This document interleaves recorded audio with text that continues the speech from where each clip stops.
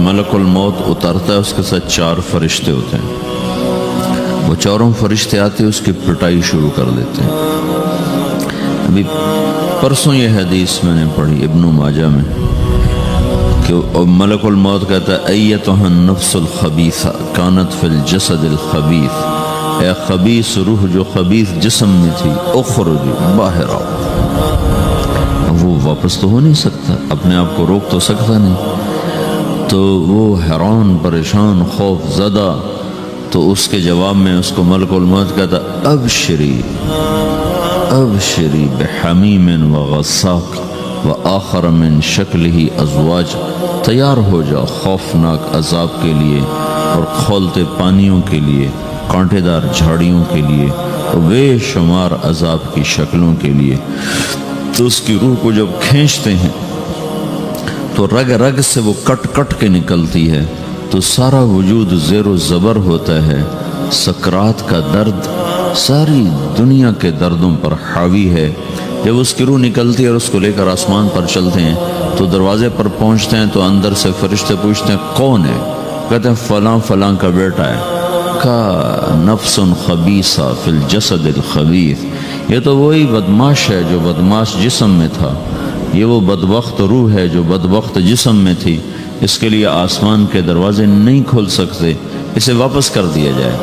تو آسمان کے دروازے لا تفتح لهم ابواب السماء ولا يدخلون الجنة حتى يلج الجمل في سم الخياط، کہ ان کے لیے آسمان کے دروازے نہیں کھلیں گے اور ان کے لیے جنت کے دروازے نہیں کھلیں گے، پھر یہ وہاں سے نیچے گرائے جاتے ہیں جو اللہ کا قید خانہ ہے سجین۔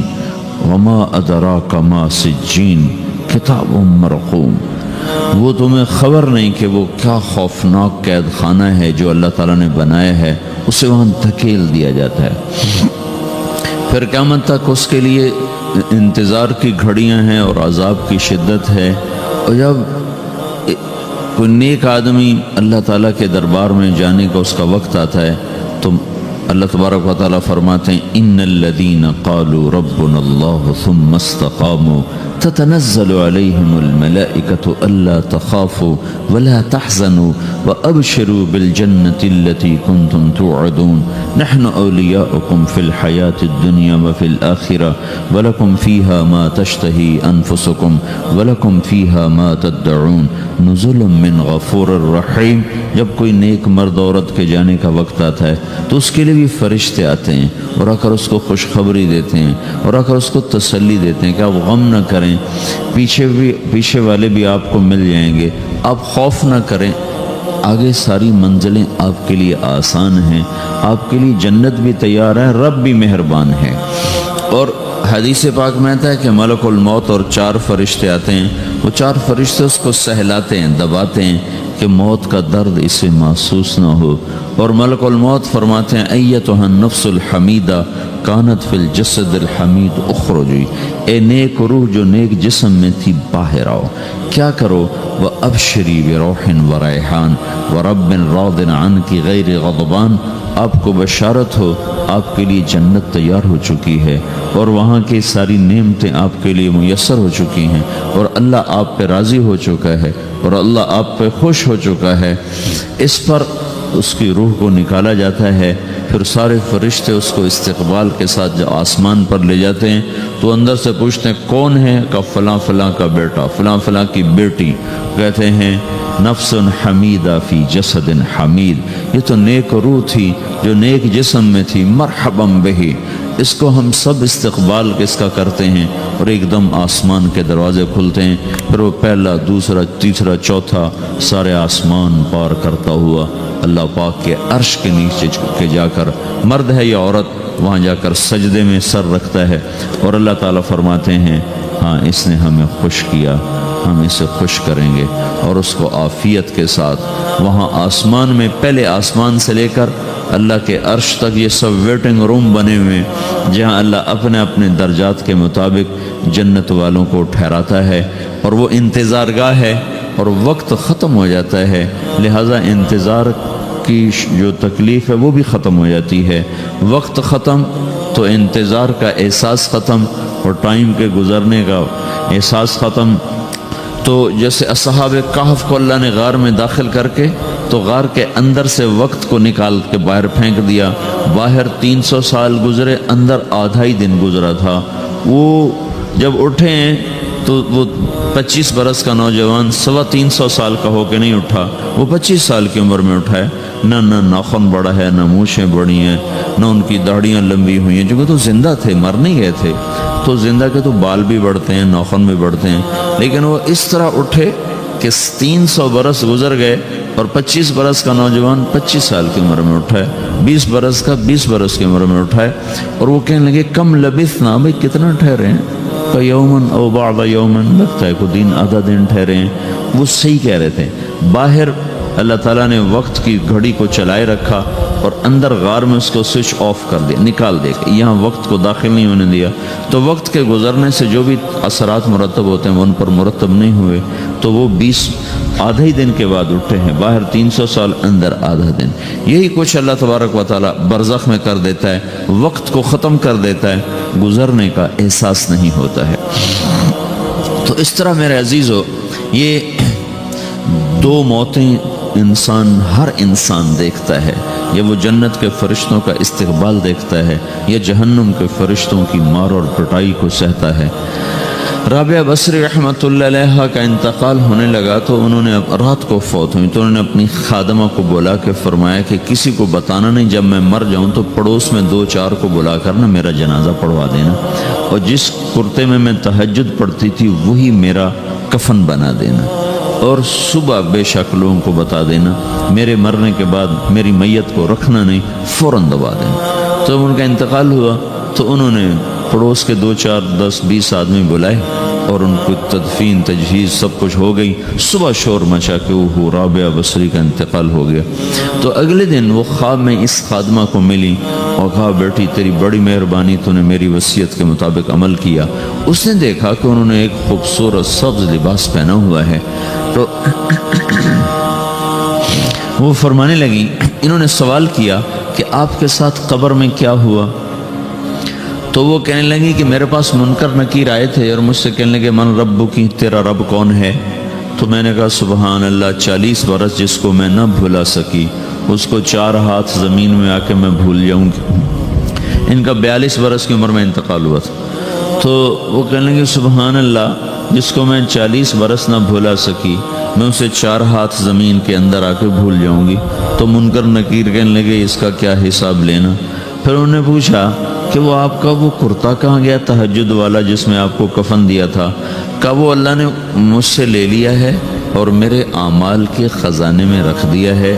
قیامت کا دن میرا وہ کرتا بھی میرے ترازو میں تولا جائے گا اور مجھے یہ لباس پہنایا ہے جو جنت کا لباس ہے. یہ بھی ایک موت ہے. اس طرح بھی لوگ مرتے ہیں. اور دوسری بھی ایک موت ہے. ہمارے علاقے کی بتا رہا ہوں، اپنے علاقے کی. ایک زمیندار مر گیا، اس کی قبر کھودی، ساری بچھوؤں سے بھری ہوئی، ایسے جیسے چیونٹیاں پھر رہی ہوتی. تو انہیں وہ بند کر کے دوسری کھودی، ساری بچھوؤں سے بھری ہوئی. پھر وہ بند کر کے تیسری کھودی، ساری بچھوؤں سے بھری ہوئی. قبرستان میں اتنے بچھو کہاں سے آ گئے؟ یہ زمین کے بچھو نہیں ہے، یہ آخرت کی بلائیں ہیں جس کے ساتھ اب اس سے قیامت تک رہنا ہے اور گزارا کرنا ہے. تو یہ 2 طرح کی موتیں روزانہ لوگ مرتے ہیں، روزانہ لوگ مرتے ہیں. جب نماز کا وقت ہوتا ہے ملک الموت ساری دنیا کا چکر لگاتا ہے اور دیکھتا ہے کون پڑھ رہا ہے کون نہیں پڑھ رہا، کون پڑھ رہا ہے کون نہیں پڑھ رہا. جو نماز کی پابندی کرتا ہے اس کی موت آسانی سے ہوتی، جو نماز میں غفلت کرتا ہے اس کے ساتھ موت کے وقت شدت اور سختی اختیار کی جاتی. تو بھائیو، یہ ایک جسم ہے، ایک روح ہے. روح باقی رہنے والی چیز ہے، جسم مٹ جاتا ہے، پھر اللہ سے قیامت کے دن نیا جسم عطا فرمائے گا، ایک نیا جسم دیا جائے گا. روح وہی ہے جو اللہ کے خزانوں میں جمع ہو جاتی ہے. نافرمان کی سیاہ کالی روح ہوتی، فرمان بردار کی روشن چمکدار روح ہوتی ہے. تو اللہ نے کچھ تقاضے جسم کے رکھے ہیں اور کچھ روح کے رکھے ہیں.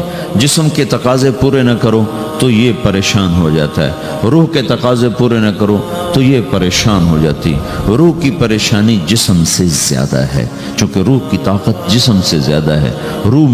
جسم مٹی سے بنا ہے اس کی غذا بھی مٹی سے نکلتی ہے، روح آسمان سے ہے، اس کی غذا بھی آسمان سے ہے۔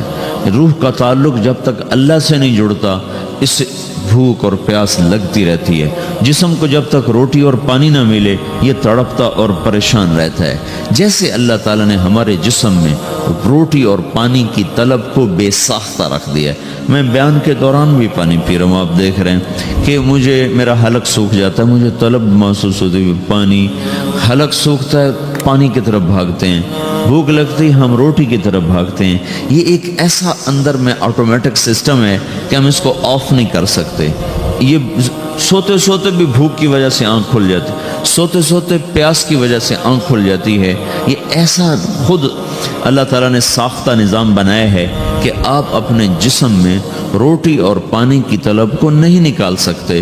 میرے عزیزو، ٹھیک اسی طرح اللہ نے انسانی روح میں اپنی طلب رکھ دی ہے اور اپنے رسول کی طلب رکھ دی ہے۔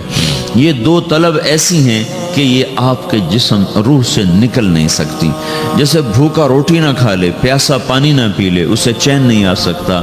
وہ روح جو اللہ اور اس کے رسول سے نا آشنا ہے، جب تک وہ وہاں تک پہنچ نہیں جاتی اسے چین نہیں آ سکتا، اس کا اندر پریشان رہے گا۔ 1997 میں جب جنید جمشید سے میری پہلی ملاقات ہوئی تو اس نے مجھ سے یہ سوال کیا کہ مولوی صاحب، ایک پاکستانی نوجوان جس گلیمر کو خوابوں میں دیکھتا ہے وہ گلیمر تو مجھے زندگی میں ویسے ہی حاصل ہے، میرے چاروں طرف زندگی کا رقص ہے اور میری زندگی کی ہر خواہش السلام علیکم، ویلکم بیک ٹو مسلم سیرہ۔ ایسے ہی بیانات سننے کے لیے ہمارے چینل کو سبسکرائب کریں اور بیل آئیکن کو ضرور دبائیں۔ شکریہ۔ تمنا پوری ہے، اس کے باوجود میرے اندر اندھیرا ہے، میرے اندر خلا ہے۔ مجھے لگتا ہے میں وہ کشتی ہوں جس کا کوئی ساحل نہیں، جس کی کوئی سمت نہیں، جس کا کوئی گھاٹ نہیں۔ یہ کیوں ہے؟ میرے ساتھ تو ایسا نہیں ہونا چاہیے۔ ایک عام لڑکا تو کہتا ہے ہائے کاش یہ ہوتا، اس کو وہ نہیں ہو رہا تو پھر وہ پریشان ہے، ہائے یہ ہوتا، ہائے وہ ہوتا۔ تو میں تو ہائے نہیں کرتا ہوں، میری تو ہر لذت اور خواہش میرے سامنے تشتری میں سجا کے پیش کی جا رہی۔ میں کیوں ایسا کر رہا ہوں؟ میں ہائے ہائے کیوں کر رہا ہوں؟ میرا اندر ویران کیوں ہے؟ میرے اندر میں خلا کیوں ہے؟ یہ وہی خلا ہے کہ وہ روح کی پیاس کو شراب میں بجھانا چاہتا ہے، وہ روح کی پیاس کو لڑکی میں بجھانا چاہتا ہے، وہ روح کی پیاس کو موسیقی سے بجھانا چاہتا ہے، وہ روح کی پیاس کو دنیا کی رعنائیوں میں 5 اسٹار ہوٹلوں سے بجھانا چاہتا ہے۔ روح کیا جانے روٹی کیا ہے، شراب کیا ہے، پانی کیا ہے، عورت کیا ہے، موسیقی کیا ہے، گھنگرو کیا ہے، پائل کیا ہے، چھنکار کیا ہے۔ روح کو ان چیزوں کی کیا خبر؟ امریکہ میں ہماری ایک جماعت تھی تو 4 لڑکے 2 لڑکیاں، 4 لڑکیاں 2 لڑکے مسلمان ہوئے۔ تو ایک لڑکے کا نام رکھا تھا ابراہیم، اور اس کو جب پڑھایا نا کلمہ، انہوں نے کہا ہائے، انہوں نے کہا ہائے، اور دونوں ہاتھ یہاں رکھے سینے پر، دل پر، کہا ہائے۔ تو ہمارے ساتھی ہیں ڈاکٹر اختر، وہ کہنے لگے کیا ہوا کیا ہوا؟ کہنے لگا جب سے ہوش سنبھالا یہ جگہ خالی تھی، یہ تیرے کلمہ پڑھانے پر بھر گئی ہے کہ میری خوشی سے ہائے نکل گئی۔ یہ جگہ خالی رہے گی، یہاں شراب نہیں پہنچ سکتی، یہاں نغمہ اور موسیقی نہیں پہنچ سکتی، یہاں تالے لگے ہوئے ہیں، یہاں تک کوئی آواز نہیں جا سکتی۔ دل کے تاروں پر ایک ہی نغمہ چڑھ سکتا ہے اور وہ اللہ کی یاد کا ہے اور اللہ کی محبت کا ہے اور اللہ کے رسول کی محبت کا ہے۔ باقی کوئی مضراب ایسا نہیں جو ان تاروں کو چھیڑ سکے، باقی کوئی چیز آواز ایسی نہیں جو دل کی دنیا پر جا کر دستک دے سکے۔ یہاں بند دروازے ہیں، یہاں صرف اللہ پہنچے گا، اللہ کے رسول کا تعلق پہنچے گا، باقی کوئی چیز یہاں نہیں جا سکتی۔ تو چونکہ آج ہمارا علم غلط ہو گیا، پنکھا بند کرو، ہمارا علم غلط ہو گیا ہے، تو ہم نے ان دنیا کی چیزوں کو سب کچھ سمجھ کر اس کی دوڑ لگانا شروع کر دی ہے۔ تو روح آسمان سے ہے، اس کا تعلق اللہ سے بناؤ بھائیو۔ اللہ کا تعلق پائے بغیر نہ کوئی مرد مکمل ہے نہ کوئی عورت مکمل ہے، اور چونکہ براہ راست اللہ کو کوئی پا نہیں سکتا، چونکہ وہ ہمارے سامنے نہیں، اس کے اور ہمارے درمیان لاکھوں کروڑوں پردے حائل ہیں، تو اللہ اپنے بندوں میں سے ایک کو منتخب کر کے اپنا رسول بناتا ہے، اس پر اپنا آپ کھول دیتا ہے، پھر اسے کہتا ہے جا لوگوں کو بتا کہ یہ زندگی اللہ کو پسند ہے۔ وہ اللہ کا جو رسول ہے وہ بندوں اور رب کے درمیان واسطہ بن جاتا ہے۔ اللہ نے ہمیں حضرت محمد صلی اللہ تعالی علیہ وسلم جیسا رسول دے دیا۔ اللہ تعالیٰ نے اپنا آپ کسی کو نہیں دکھایا۔ موسیٰ علیہ السلام پہ ایک تجلی پڑی، ان کو 40 دن ہوش نہیں آیا، 40 دن اللہ سے ضد کرنے لگے، رب ارنی انظر الیک، یا اللہ میں تجھے دیکھنا چاہتا ہوں۔ اللہ تعالیٰ نے کہا موسیٰ یہ ہو نہیں سکتا۔ موسیٰ علیہ السلام اللہ کے نبی نے فرمایا لاڈلے نبی تھے، اللہ پاک سے ضد کر لیا کرتے تھے، پھر کہنے لگے نہیں یا اللہ میں نے ایک دفعہ تو ضرور دیکھنا ہے۔ تو اللہ تعالیٰ نے کہا اچھا تم ایسا کرو، میں طور پہ تجلی ڈالوں گا، فَإِنِ اسْتَقَرَّ مَكَانَهُ فَسَوْفَ تَرَانِي، تو میں تجلی ڈالتا ہوں طور پر، اگر طور کھڑا رہا تو تو بھی دیکھ لے گا۔ تو اب اللہ خود سامنے نہیں آیا، صرف ایک تجلی اللہ کے عرشوں کے اوپر سے آنا شروع ہوئی ہے، بیچ میں آپ فاصلہ گنیں، اور پھر وہ آ کر فَلَمَّا تَجَلَّى رَبُّهُ لِلْجَبَلِ، پھر وہ جبل پر پہاڑ پر آئی ہے، جَعَلَهُ دَكَّا، وہ پہاڑ ریزہ ریزہ ہو کر ہواؤں میں بکھر گیا، وَخَرَّ مُوسَى صَعِقًا، اور موسیٰ علیہ السلام بے ہوش ہو کے گئے۔ اور جب ہوش آیا فلما افاقا، ہوش آتے کہنے لگے سبحانک، یا اللہ تو پاک بے عیب، میں تیرے بارگاہ میں توبہ کرتا ہوں، میں واقعی نہیں دیکھ سکتا ہوں۔ ہاں کلام کا شرف ملا ہے، زیارت نہیں ہوئی۔ اللہ تعالیٰ نے حضرت محمد صلی اللہ تعالی وسلم کو مکہ سے اٹھایا اور بیت المقدس تک پہنچایا سواری پر، کہ دنیا اسباب کی ہے، یہاں سبب اختیار کیا، سواری کے پر بٹھا کر وہاں پہنچایا، اور اس کے بعد جب اوپر بلایا ہے تو پھر براق کی ضرورت نہیں پڑی، اوپر قدرت کا جہان ہے، اوپر اپنی قدرت سے بلایا ہے۔ یہ بیچ میں دیکھو نا کتنا بڑا، اب اگر ہوا سے اوپر چلے جاؤ، یہ 500 میل ہوا کا غلاف ہے، اس سے اگر اوپر چلے جائیں گے نا تو آپ خود بم بن کے پھٹ جائیں گے ایک دھماکے کے ساتھ، چونکہ ہر انسان کے اوپر ہوا کا ایک پریشر ہے، کوئی 280 من کے قریب ہر انسان کے اوپر ہوا کا پریشر ہے۔ اس پریشر کو توڑنے کے لیے میرے اندر خود ایک پریشر بنا ہوا ہے جو اس کو توڑ رہا ہے۔ جب یہ ہوا کا پریشر میرے اوپر سے ریلیز ہو جاتا ہے تو میرا اندر کا اپنا پریشر بم کی طرح پھٹے گا اور مجھے پرزے کر دے گا۔ اس لیے وہ خلائی لباس بنایا جاتا ہے جس میں وہ مصنوعی پریشر دیا جاتا ہے تاکہ اوپر جا کر یہ پھٹ نہ جائیں۔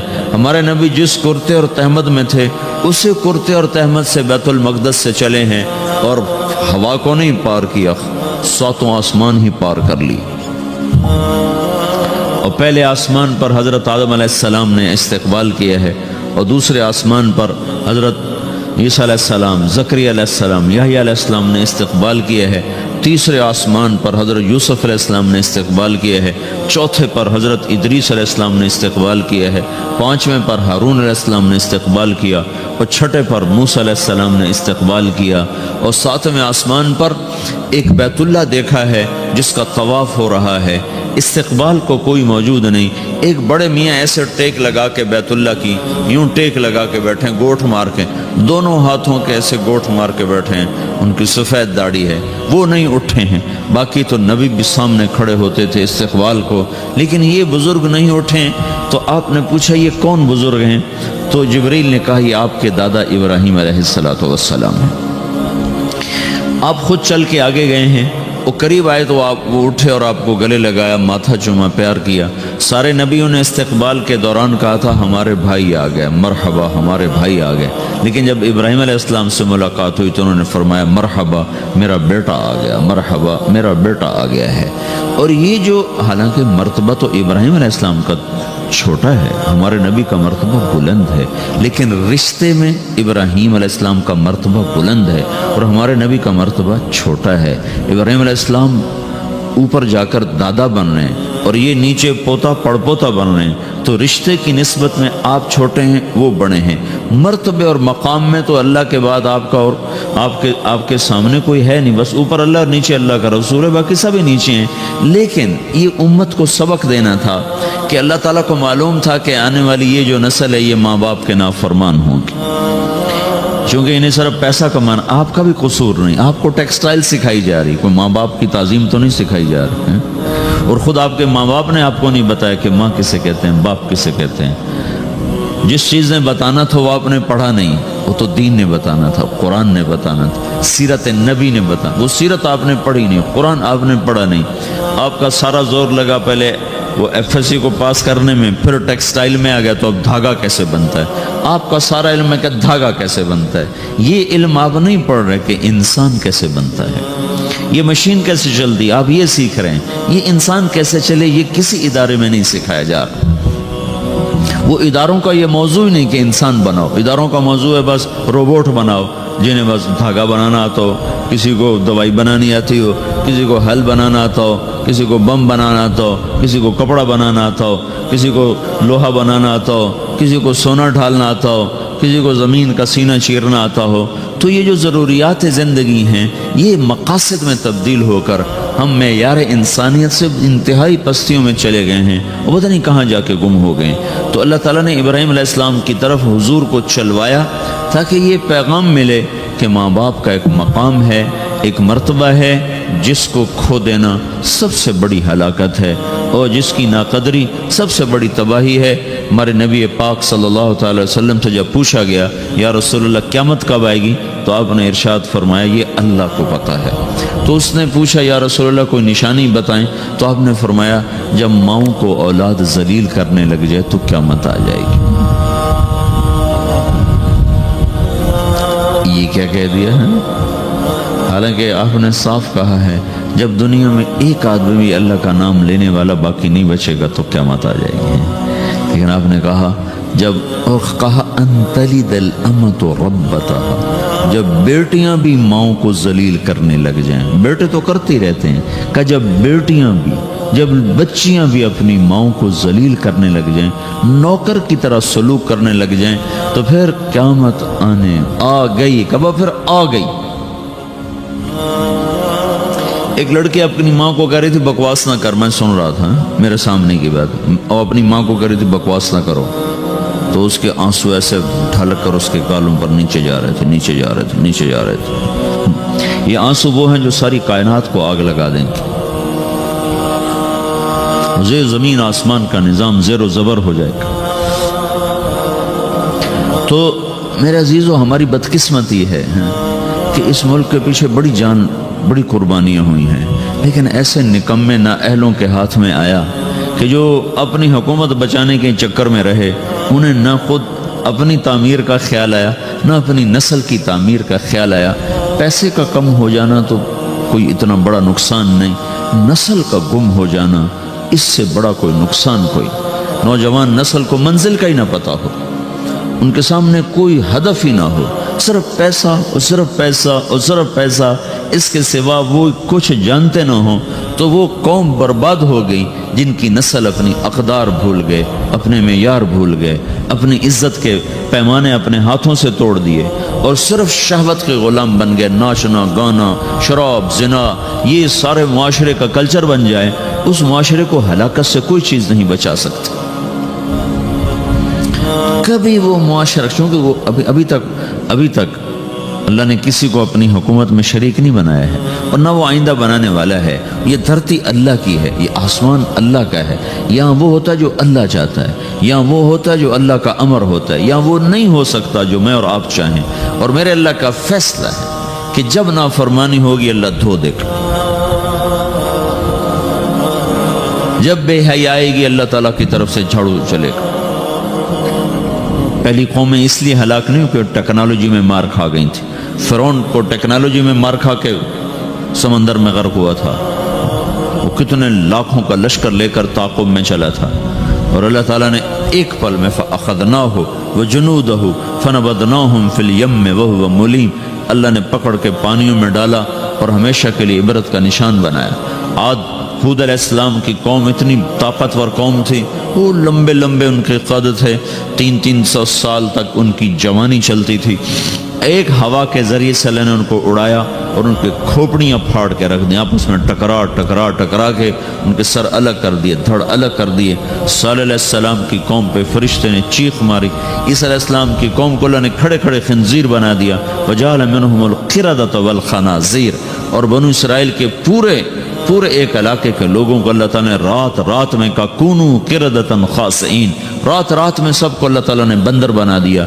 لوط علیہ السلام کی قوم پہ 5 عذاب اللہ تعالیٰ نے اٹھا کے مارے کہ ایک آدمی اللہ نے۔ السلام علیکم، ویلکم بیک ٹو مسلم سیرہ۔ ایسے ہی بیانات سننے کے لیے ہمارے چینل کو سبسکرائب کریں اور بیل آئیکن کو ضرور دبائیں۔ شکریہ۔ اس میں زندہ نہ چھوڑا، سب کو جا کے تہ خاک کے پہنچا کر اوپر ایک گندا پانی ان پہ مسلط کر دیا، جس کو ڈیڈ سی کہتے ہیں۔ یہ اتنا گاڑھا ہے کہ اس میں چھلانگ بھی لگاؤ تو کوئی نہیں ڈوبتا ہے، اتنا گاڑھا وہ پانی ہے، اس میں ڈوبتا کوئی نہیں۔ وہ کوئی 70 مربع میل میں پھیلا ہوا علاقہ ہے، میں گیا ہوں وہاں۔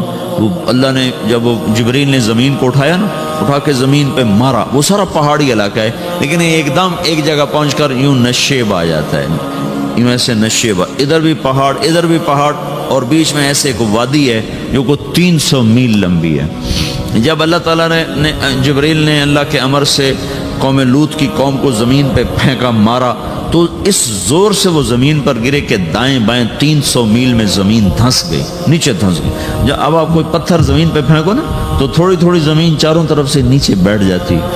پوری بستی تھی، لاکھوں کی آبادی کی، جس کو نیچے سے اکھاڑا، اوپر سے جا کر زمین پر جو پھینکا، وہ اتنے زور سے گرے کہ 300 میل دائیں بائیں زمین اندر دھنس گئی، ادھر بھی پہاڑ اور بیچ میں پوری ایک وہ وادی بن گئی ہے، جس میں اب خیر اب آبادی ہے، لیکن وہ جگہ وہاں ابھی تک وہ گندا پانی کھڑا ہوا ہے، جو اس بات کا اعلان کر رہا ہے کہ نافرمانی کے ساتھ یہ کیا جاتا ہے، چونکہ ابھی تک کائنات کی باغ ڈور اللہ کے ہاتھ میں ہے، اور فیصلے وہ آسمان سے کرتا ہے، نظام وہ چلاتا ہے، ترتیب اس کے ہاتھ میں ہے، قدرت اس کے ہاتھ میں ہے، کہ حکومت اس کے ہاتھ میں ہے، فیصلے وہ کرتا ہے۔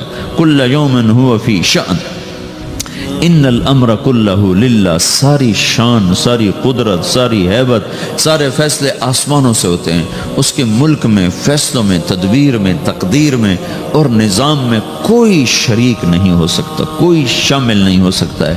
تو بھائیو، وہ جب ناراض ہوتا ہے تو زمین و آسمان کو زیر و زبر کر دیتا ہے، اور جب وہ راضی ہوتا ہے تو زمین و آسمان کی برکتوں کے دروازے کھول دیتا ہے۔ تو اللہ تعالیٰ نے ہمیں حضرت محمد صلی اللہ تعالی علیہ وسلم جیسا رہبر دیا، جس نے قیامت تک آنے والی ایک چیز کو آنکھوں سے دیکھ کے بتا دیا۔ آپ کو اللہ تعالیٰ نے جنت دکھائی، جہنم دکھائی، پر جہنم تو بڑی چھوٹی چیز ہے۔ میں یہ کہہ رہا تھا کہ اللہ تعالیٰ نے ہمارے نبی کو وہ آنکھ عطا فرمائی کہ 7 آسمان سے اٹھا کر، سدرۃ المنتہا سے اٹھا کر، عرش کے اوپر سے اٹھا کر، سارے 70,000 سے مراد بے شمار، 70,000 بے شمار جو پردے تھے اللہ اور خلقت کے درمیان، وہ سارے اٹھا کر اللہ اپنی ذات کے ساتھ سامنے آ گیا تھا اپنے نبی کی۔ حضرت ابن عباس نے پوچھا، یا رسول اللہ رأیت ربک؟ قال رأیت نورک، آپ نے اپنے رب کو دیکھا یا رسول اللہ؟ کہا ہاں میں نے دیکھا، میں نے اس کے نور کا، اس کے جمال کا میں نے مشاہدہ کیا۔ وہ آنکھ کتنے علم رکھتی ہے جو اللہ کو دیکھ لے، وہ کان کتنے طاقتور ہیں جو اللہ کی آواز سن لے، وہ سینہ کتنا طاقتور ہے جو اللہ کی تجلیات کو ہضم کر جائے۔ دیکھو نا، موسیٰ علیہ السلام پہ تجلی آئی پہاڑ سے لوٹ کر آئی ہے، ہوش نہیں آیا ہے۔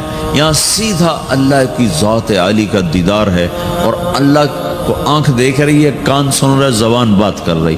التحیات للہ والصلوات والطیبات، یہ اللہ تعالیٰ سے یہ بات ہو رہی۔ آگے جواب آ رہا ہے، السلام علیک ایہا النبی ورحمۃ اللہ وبرکاتہ۔ اس کے جواب میں ہمارے نبی فرما رہے ہیں، السلام علینا وعلی عباد اللہ الصالحین۔ یہ مکالمہ اللہ کے سامنے دیکھتے ہوئے، اللہ کی سنتے ہوئے، کتنا عظیم رسول اللہ تعالیٰ نے بنایا۔ پھر مکالمہ ہو رہا ہے، یا اللہ ابراہیم کو آپ نے خلیل بنایا، اور موسیٰ علیہ السلام کو آپ نے کلیم بنایا، اور داؤد علیہ السلام کو آپ نے لوہا نرم کر کے دیا، اور سلیمان علیہ السلام کو یا اللہ آپ نے ہوا تابع کر کے دی، اور عیسیٰ علیہ السلام کو یا اللہ آپ نے مردے زندہ کر کے دیے۔ تو یا اللہ میرے لیے کیا ہے؟ یہ اللہ سے ساتھ بات ہو، اتنا لمبا چوڑا مکالمہ ہو رہا ہے. تو آگے اللہ تعالیٰ جواب میں ارشاد فرما رہا ہے اولیس قد آتیتک افضل من ذلک کلہ، اے میرے نبی میں نے تمہیں سب چیز سے اعلیٰ چیز عطا کی ہے. اللہ ذکرت الا ذکرت معی، قیامت تک تیرا میرا نام اکٹھا رہے گا، جدا نہیں ہو سکتا. سب سے اعلیٰ چیز قربت دے دی کہ میں نے آپ کو اپنے قریب کر لیا. اب یہ لا الہ الا اللہ کے ساتھ محمد الرسول اللہ جڑ گیا ہے، اب یہ کبھی نہیں مٹ سکتا. اللہ کو پانے کے لیے کوئی راستہ نہیں. محمد الرسول اللہ سند ہیں، ڈگری ہیں. کیوں بھائی؟ ادھر بازار ادھر کسی مل میں کوئی چلا جائے گا جی میں ٹیکسٹائل انجینئر ہوں مجھے رکھ لو، تو سب سے پہلی چیز وہ کیا کہیں گے کہ آپ کے پاس ڈگری ہے. پاکستان میں 2 کالج ہیں، ایک یہاں ایک دوسرا کہاں ہے؟ کراچی میں ہے. تو سب سے پہلی چیز جو آپ سے مانگیں گے نا، کہیں گے آپ اپنی ڈگری دکھاؤ. تو آپ وہاں جیلی سند پیش کر سکتے؟ جیلی سند کے ساتھ آپ کو کوئی رکھے گا؟ تو وہ کہیں گے جی آپ ہمیں ڈگری لاؤ. یہ ڈگری، یہ سند، یہ ایک ضمانت ہے کہ یہ آدمی صحیح جانتا ہے. اس کے عالم ہونے کی ضمانت نہیں ہے، اس صرف اس بات کی ضمانت ہے کہ یہ آدمی صحیح راستے پر ہے، صحیح چیز کو اس نے حاصل کیا ہوا ہے. MBBS کی ڈگری دکھاؤ گا، اور ویسے کوئی بیٹھ جائے پھٹا لگا کے تو پکڑ کے جیل میں ڈال دیں گے. تو اللہ تک پہنچنے کے لیے صرف ایک راستہ، وہ حضرت محمد صلی اللہ تعالی وسلم کی پاک زندگی ہے. اسے چھوڑ کر، اس سے ہٹ کر کوئی اللہ تک پہنچنے کا دعویٰ کرے تو بھائیو وہ گمراہی پر ہے، وہ صحیح راستے پر نہیں ہے. وہ اللہ کو نہیں پا سکتا، وہ اللہ تک نہیں جا سکتا. اللہ تک جانے کے لیے صرف حضرت محمد صلی اللہ تعالی علیہ وسلم کی پاک زندگی ہے. اب اس کی حفاظت اللہ کے ذمے تھی کہ چونکہ آپ کی زندگی نے نمونہ بننا تھا تو اللہ تعالیٰ نے اس کو قیامت تک کے لیے محفوظ کر دیا، تاکہ اس میں کوئی آج کے دور کا ٹیکسٹائل کا لڑکا کہے جی اللہ کو کیسے راضی کروں. تو یہ دیکھو، یہ قرآن ہے جس کے زیر و زبر میں کوئی تبدیلی نہیں کر سکا، اور یہ اللہ کے محبوب کی سیرت اور زندگی ہے جس میں آج تک کوئی دجال اپنی طرف سے کوئی چیز داخل نہیں کر سکا. یہ سکہ بند چیز ہے، اس کے پیچھے چلو گے تو اللہ ملے گا، عورتیں چلیں گی ملے گا، مرد چلیں گے ملے گا. اس سے ہٹ کر، ان ترتیبوں کو توڑ کر جو کہیں گے ہمیں اللہ مل گیا ہے، تو وہ دھوکے کا شکار ہیں. اس لیے قیامت کا ایک نام ہے تغابن، وذالک یوم التغابن، دھوکے کا دن، فراڈ کا دن. فراڈ کا دن کیا مطلب؟ اس دن نافرمان کہیں گے ہائے ہمارے ساتھ دھوکہ ہو گیا، ہائے ہمارے ساتھ دھوکہ ہو گیا، ہم دھوکے میں مارے گئے. تو اس دن ایک پکار چل رہی ہوگی، دھوکہ ہو گیا، دھوکہ ہو گیا، دھوکہ ہو گیا، فراڈ ہو گیا. ہم کیا تھے، ہم کیا سمجھتے رہے، نکلا کیا، ہم کدھر جا رہے تھے، پہنچے کہاں. تو یہ ایک نام قیامت کا یوم التغابن بھی رکھا گیا ہے کہ اس دن ہر نافرمان اپنے دھوکے سے نکلے گا، لیکن اس دن بات ختم ہو چکی ہوگی، مہلت ختم ہو چکی ہوگی.